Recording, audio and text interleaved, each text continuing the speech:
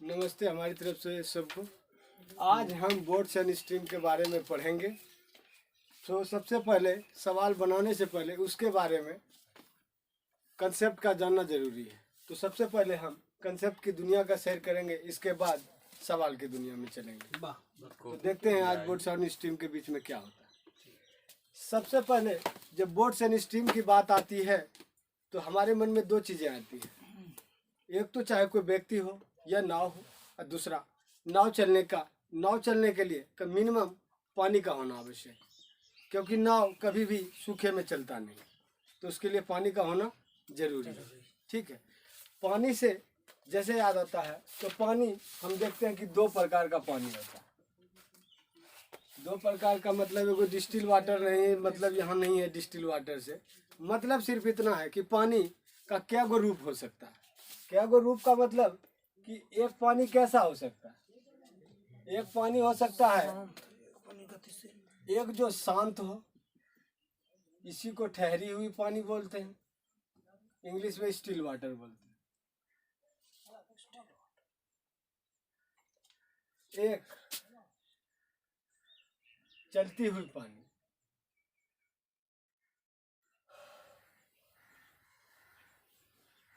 जिसमें प्रवाह,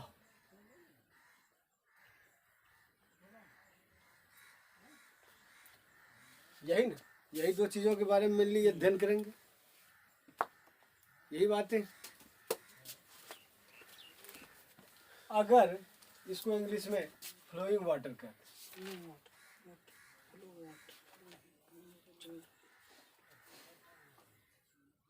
ठीक है, यहाँ तक सबको किसी तरह की कोई परेशानी नहीं। आगे देखो, जब बोट की बात करते हैं, जब हम बोट की बात करते हैं या व्यक्ति की बात करते हैं,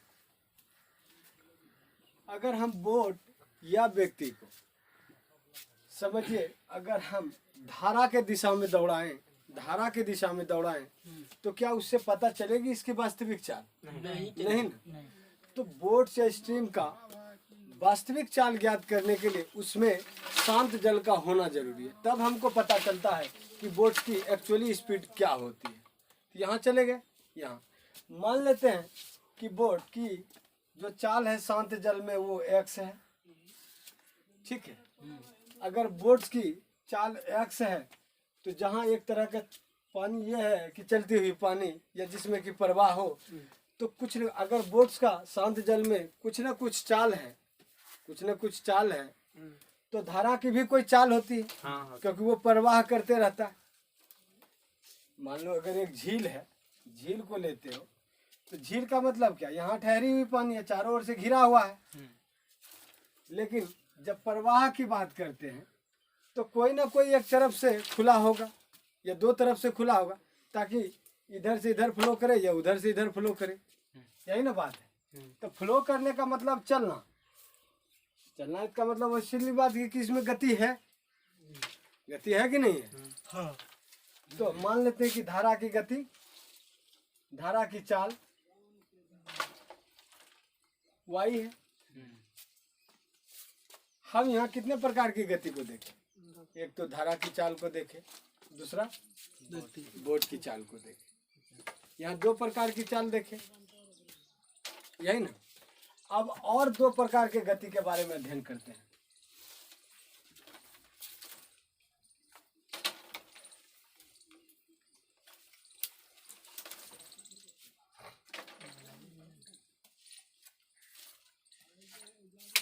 अगर हम व्यक्ति की ही बात करें, अगर हम एक व्यक्ति की ही बात करें तो एक जो होगी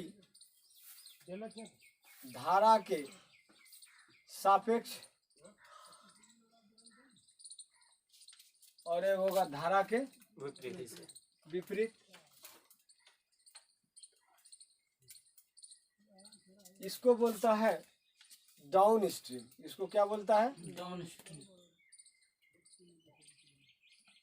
और इसको अप स्ट्रीम।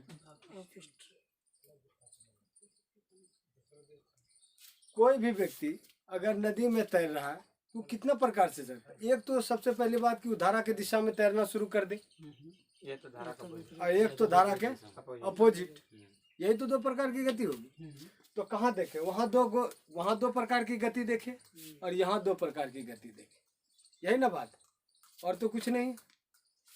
तो ये जो दोनों गति, ये दोनों गति भी व्यक्ति की ही गति है या नाव की ही गति है। मान लो अगर नाव को हम किसी नदी में छोड़ते हैं, ठीक है,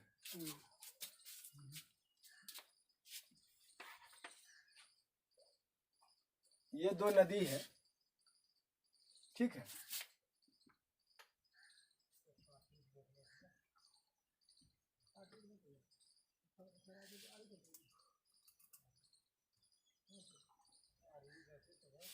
कोई भी दो व्यक्ति है, किसी भी दो व्यक्ति को ले लो, किसी भी दो व्यक्ति को लो, ठीक है, मान लो एक इस किनारे पे खड़े कर दो, एक वो इस किनारे पे खड़े कर दो, यही तो होगा।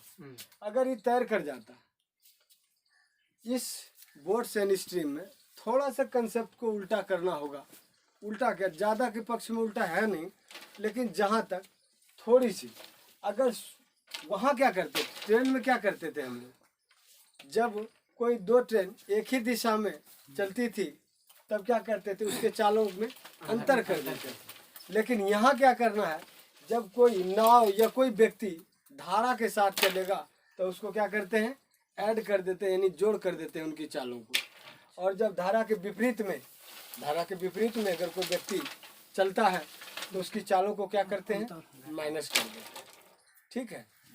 तब यहाँ क्या हो जाएगी, तब यहाँ धारा के साथ व्यक्ति का चाल क्या हो जाएगा, धारा के साथ प्लस वाई होगा तो घटाएंगे। अगर धारा की चाल, अगर व्यक्ति की चाल धारा की दिशा में, हाँ धारा की दिशा में, धारा के साथ व्यक्ति की चाल अगर x है, ठीक है, और धारा की चाल अगर y है, तब धारा के साथ व्यक्ति की जो चाल होगी वो होगी x प्लस वाई, और धारा के विपरीत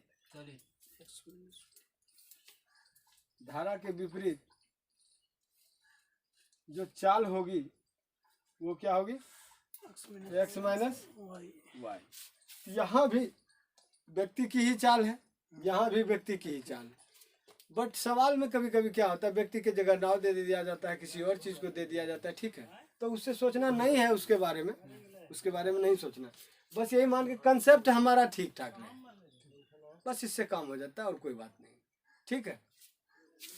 अगर ये दोनों को आपस में, दूसरी बात, अगर ये कहे कि शांत जल में व्यक्ति की चाल क्या है, शांत जल में व्यक्ति की चाल क्या है, तो एक बार दोनों को जोड़कर भाग कर दो, और जब कहे कि धारा की चाल क्या है तो दोनों को घटाकर 2 से भाग कर दो। नहीं समझ में आया?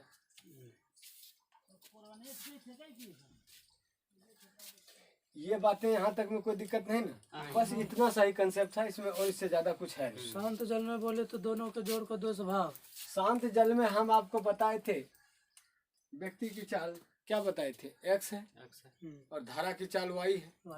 लेकिन जब धारा के सापेक्ष चलते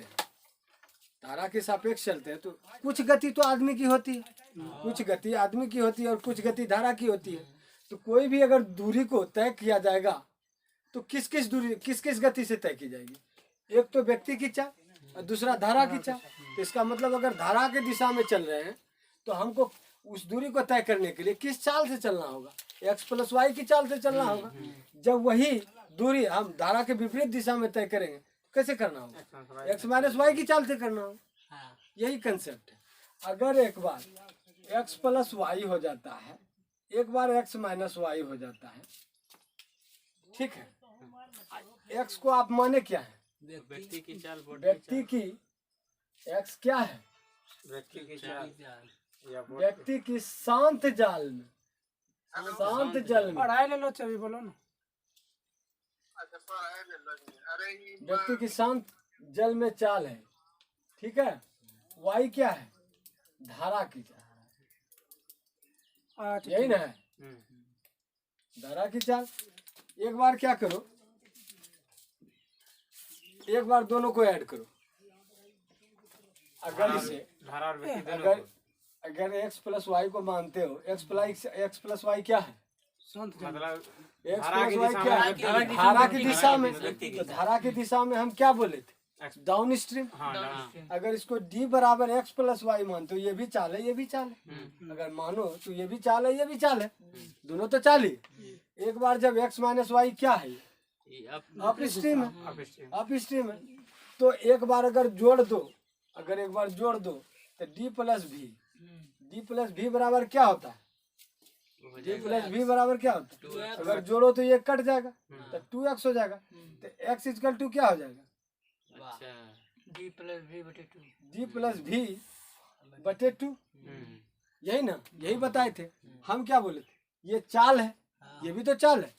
ये धारा के साथ चाल है और ये धारा के विपरीत चाल है।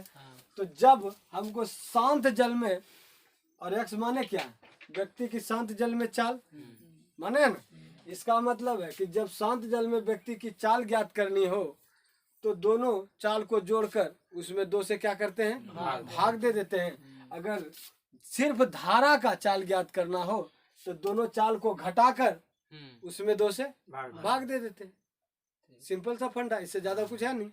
बस इतना सा ही जानना था और कुछ जानना नहीं था। ओके ठीक है।